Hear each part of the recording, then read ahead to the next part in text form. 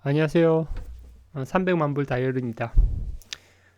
오늘은 2024년 설날 연휴 셋째 날입니다. 마지막 날입니다.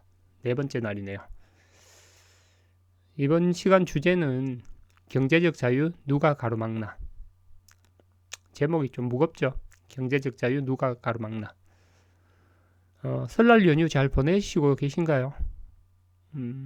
설날 연휴 명절이면 되게 즐거운데 명절을 보내고 나면 좀, 좋지만은 않죠. 그리고 집안에 따라서, 명절을 보내면 마음이 무거워지는 분들도 많을 거예요. 저도 그럴 때가 많습니다. 혹시 가족을 만났는데, 가족이 어렵다. 좀 돈을 빌려달라고도 하죠. 그죠? 우리나라 자영업자들, 다른 부분은 모르겠습니다. 제가 예전에 특정 업종을 아르바이트를 좀 했었는데 거기 원장님이 말씀하시길 여기 학원들 80%는 다 적자라고 20%, 15%이 사람들만 돈 번다고 자영업자들 중에 경제적으로 여유가 있는 분들이 얼마나 될지 모르겠는데 제가 생각하기에는 맥스 잡아서 20% 되겠습니까? 20%도 안 될 겁니다. 10% 될까요? 직장인들 좀 보겠습니다. 직장인들은 제가 대기업을 다니니까 그래도 직장인 연봉 수준이 5% 안에 들 겁니다. 그런데 우리 직원들 이렇게 얘기 들어보면 연봉 순위가 5% 이내인 직장인인데도 대출도 많고 경제적으로 여유 있는 사람은 드물어요. 그럼 나머지 95% 사람들은 대부분 이제 맞벌이를 하고 여유가 없다는 거죠, 그죠? 그러면 명절이나 이럴 때 가족들 만나면 여유 있는 사람한테 좀 이렇게 도움 줄 수 있는지 이런 것도 물어보고 하죠, 그죠? 자, 오늘 서두가 길었고 오늘은 목차를 보겠습니다. 경제적 자유 누가 가로막나? 경제적 자유 누가 가로막을 것 같아요? 답부터 먼저 얘기 드리면 첫째가 가족입니다. 의외로 팩트입니다. 팩트. 그 사례는 뒤쪽에 좀 세부적으로 나눠보겠습니다. 자, 오늘의 주제 보면 부자 파이어족 어떤 사람들이 있나 한번 쭉 살펴보고요. 두 번째, 경제적 자유 방해하는 첫 번째는 가족이라고 한번 살펴보겠습니다. 세 번째, 이번 설날에는 그러면 어떤 얘기를 들었고 저는 이제 가족한테 어떻게 할지 한번 얘기를 해볼게요. 좀 무겁네요. 자, 천천히 한번 살펴보겠습니다. 부자 파이어족은 유형이 여러 군데가 있고 사례도 많겠죠. 이거는 제가 예전에 한번 만들었던 자료입니다. 초창기에 유튜브 영상에 있고요. 세부적으로 살펴볼 건 없고 가족 구성하고 가족 구성원을 볼게요. 파이어족에 관련된 여러 가지 사례 중에 가족 구성원을 보면 여기는 10개 사례네요. 10개 사례. 첫 번째는 맞벌이 4인이네요. 두 번째는 외벌이 2인, 세 번째는 맞벌이 2인, 네 번째는 맞벌이 2인, 다섯 번째 외벌이 3인 쭉 해서 맞벌이 4인, 1인 이렇게 있습니다. 총 10명 중에 10명의 가족 중에 2인 이하는 지금 5명이거든요. 그죠? 파이어족 중에 2인 이하는 5명. 솔로로 혼자 살든지 아니면 부부만 살고 자녀가 없든지 그죠? 다음 볼게요. 이 책은 파이어라고 이제 강한국 작가가 쓴 책입니다. 여기도 파이어 달성한 20명의 사람들 이야기이고요. 여기서 밑에 공통점을 보면 가족 구성원이 적다. 파이어족들이 공통점. 그 다음에 건금 절약한다. 그리고 개인주의가 좀 강한 것 같아요. 다 그렇다는 건 아니고요. 이 파이어의 책에 나온 20명을 보면 60-70% 이상이 그렇습니다. 가족 구성원이 작고 건금 절약하고 딱딱하고 개인주의가 강하다. 다음은 제 입사 동기를 얘기를 해볼게요. 제가 2001년도에 이제 회사에 입사를 했는데 그때 제 친한 동기 4명이 한 주에 한 번씩 이제 모임을 했습니다. 그 바쁜 중에도 예전에는 뭐 새벽까지 늘 일했으니까 바쁜 중에도 일주일에 한 번씩 밤 10시나 보통 11시에 수요일 정도 모여서 뭐 나름대로 이제 종교적인 모임을 했고요. 그때 이제 친구 한 명이 박모 씨가 있습니다. 박모 군이죠, 군. 이 친구 사례를 볼게요. 입사하고 난 후에 한 2년이 지났을 때, 저 같은 경우는 이제, 집에 빚이 좀 있어서, 집에 이제 부모님 도와준다고, 모은 재산이 거의 없었어요. 100만 원이나 됐었나. 근데 제 입사 동기 그 4명 중에 한 명이 경제적으로 여유 있는 애가 있었어요. 이 친구는 공군 장교 당시에 3년이었을 겁니다. 3년을 공군 장교로 보내고 이제 입사를 한 거죠. 그래서 3년 동안 공군 장교 3년 동안 거의 통장에 한 5천 정도 모았어요. 5천 정도 모은 상태에서 남들은 이제 0에서 시작하죠. 아니면 뭐 대학 때 이제 학자금 대출을 받았으면 마이너스로 시작하는데 입사 시작을 이 친구 같은 경우는 이제 플러스 5천에서 시작한 거죠. 그래서 한 3년이 지나니까 통장에 벌써 이제 1억 5천 이상이 이렇게 넘어가는 거죠. 그 당시에는 저는 뭐 통장에 뭐 거의 제로 상태니까. 이 친구 사례는 이제 5인 가족이었는데 5인이 모두 이제 집 가족들 직장을 다녔고 5명이 모두 의료보험비를 냈습니다. 그래서 본인이 번 걸 가족 구성원들한테 도움 줄 게 없었던 거죠. 그래서 다 본인이 다 저축했습니다. 그러다 보니까 우리 동기들 4명 중에 무슨 공군 장교 때문에 이제 초기 스타트가 달랐던 것도 있지만 이후에 수입도 전부 본인을 위해서 다 저축을 할 수 있었던 거죠. 첫 번째 사례고요. 그래서 솔로나 딩크족이 파이어가 많고요. 가족들한테 돈을 안 쓰니까 경제적 자유 달성이 빠르고 그 확률이 더 높을 수밖에 없는 거죠, 그죠? 그래서 파이어로 가는 뭐 가장 확실한 게 지름길이 지출을 줄이고 소득을 늘리는 거. 소득 늘리는 거는 마음대로 안 되잖아요. 지출을 줄이는데 가족 구성원이 적으니까 지출이 확 주는 겁니다. 그리고 투자만 빨리 시작하면 장기 투자를 하면 가장 확실한 길이죠, 그죠? 실패한 은퇴자의 공통점 3가지가 있는데 그 첫 번째가 자녀 교육비라고. 자녀 교육비에 쓴다고 자기 노후 준비가 안 된 거죠, 그죠? 우리나라 50대, 60대 노후 준비 부족의 주요 요인이 자녀 교육비예요. 우리나라 부모들 자녀 사랑이 남다르잖아요, 그죠? 자, 산업은행에서 50대 이상 대상으로 설문조사한 결과 노후 준비의 최대 걸림돌은 뭔가? 자녀 교육비. 정답 43%. 보험연구소 조사 결과 성인 2,440명 대상. 당신은 노후 준비를 왜 못했는가? 자녀 교육비 응답 39%. 자녀가 가족이잖아요, 그죠? 우리가 노후 준비를 못하는 최대 요인이 자녀 교육비라는 거죠. 가족. 자, 이번 설날에 분명히 제 영상을 보는 분들 중에서도 가족들 만나서 뭔가 경제적으로 어려움을 받고 그분들 중에 좀 도움을 줄 수 있는지 물어본 분이 분명히 있을 겁니다. 왜냐? 자영업자, 직장인들 90% 이상이 힘들거든요. 경제적으로. 우리나라 구조가 그렇게 왜 이런지 모르겠는데 국민소득은 점점 늘어나는데 계속 힘들어요. 자녀 교육비니 뭐 사업 경쟁력도 떨어지고 여러 가지 힘들죠, 그죠? 저도 이번 설날에 가니까 형제 중에 한 분이 좀 사업이 힘들어요. 그래서 저한테 좀 더 도와줄 수 있냐 이를 물어보더라고요. 그래서 제가 이제까지 가족한테 도움을 줬던 걸 한번 생각을 해봤습니다.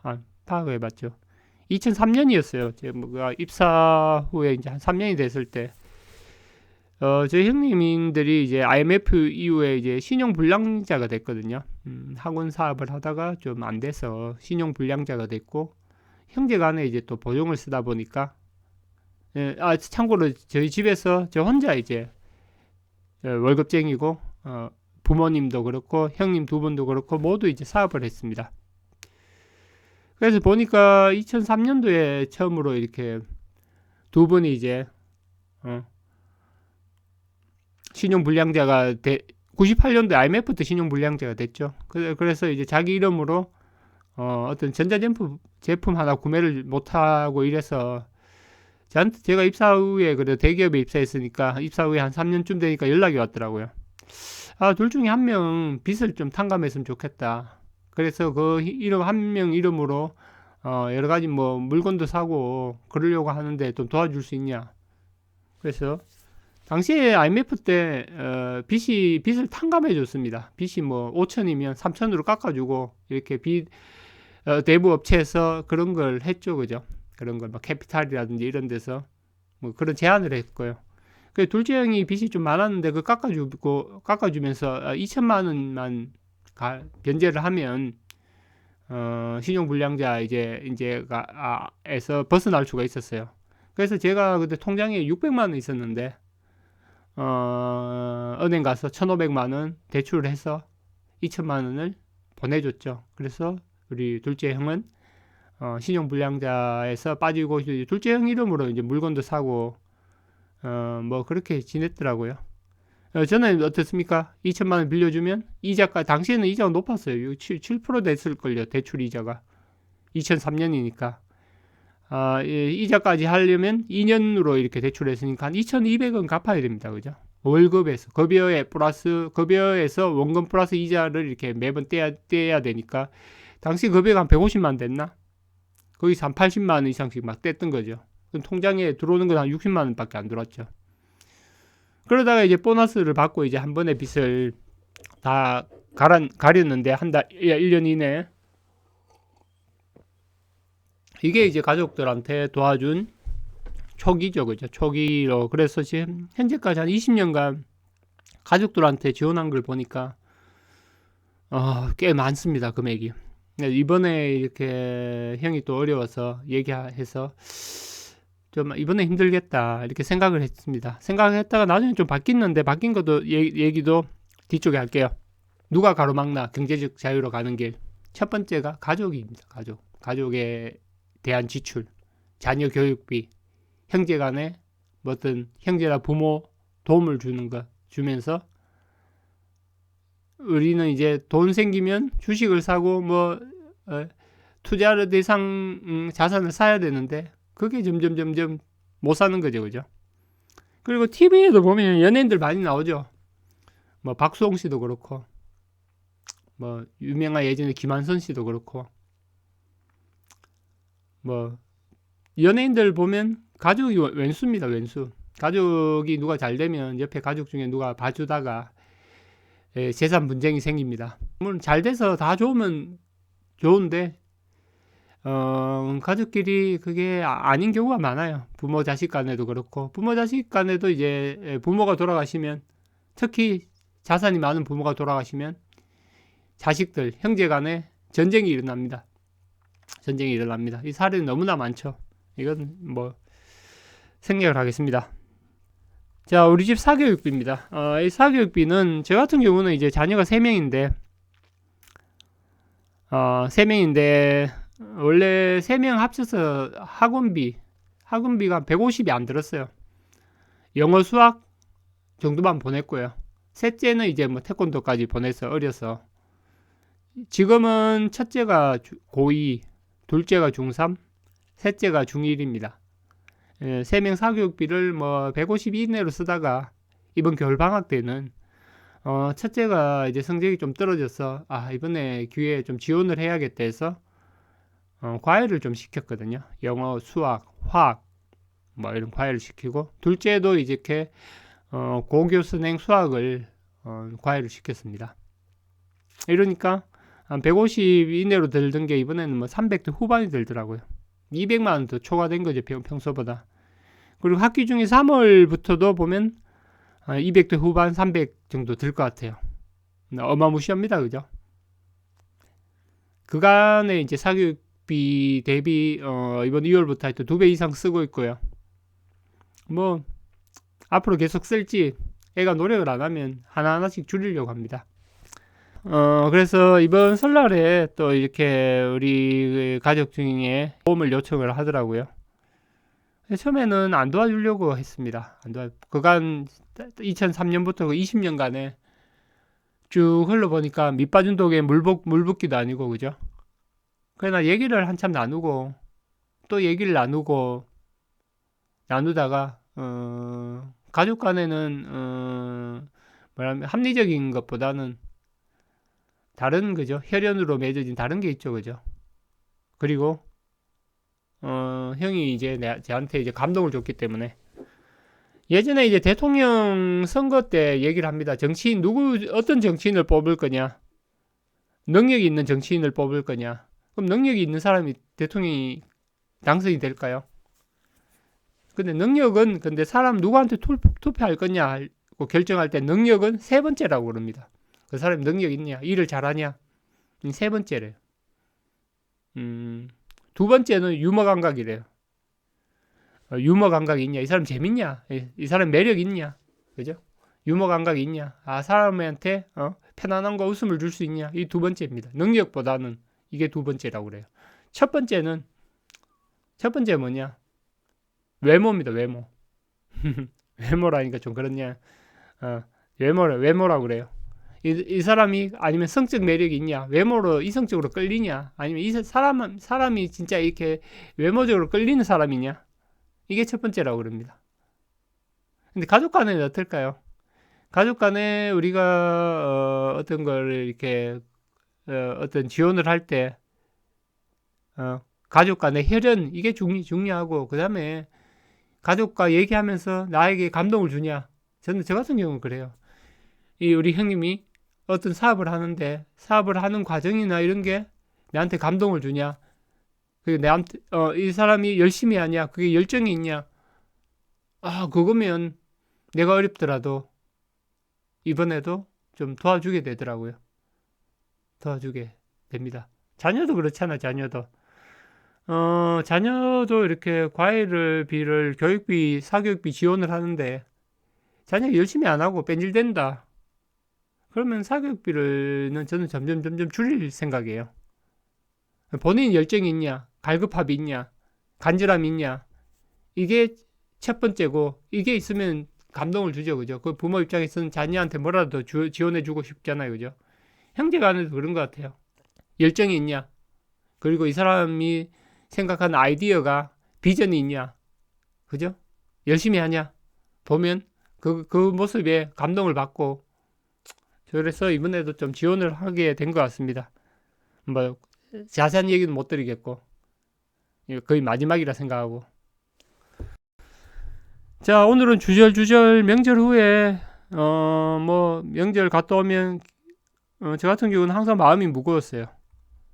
특히 본가에 가면 마음이 무거워서 이런저런 얘기를 해봤고, 내가 특히 4월에 비트코인 반감기고, 원래 10월까지는 비트코인 매집이 최저기인데 제가 돈이 조금만 생기면 비트코인에 더 투자를 하고 여기를 좀 더 모으려고 하는데, 내가 투자금도 부족한데 가족한테 또 일부 주식을 매도해서 지원을 해야 된다는 게 슬프기도 하면서도 이거 어떤 돈을 받는 사람보다 돈을 주는 사람이 더 행복한 거죠. 사실 베푸는 사람이 행복한 거예요, 받는 사람보다.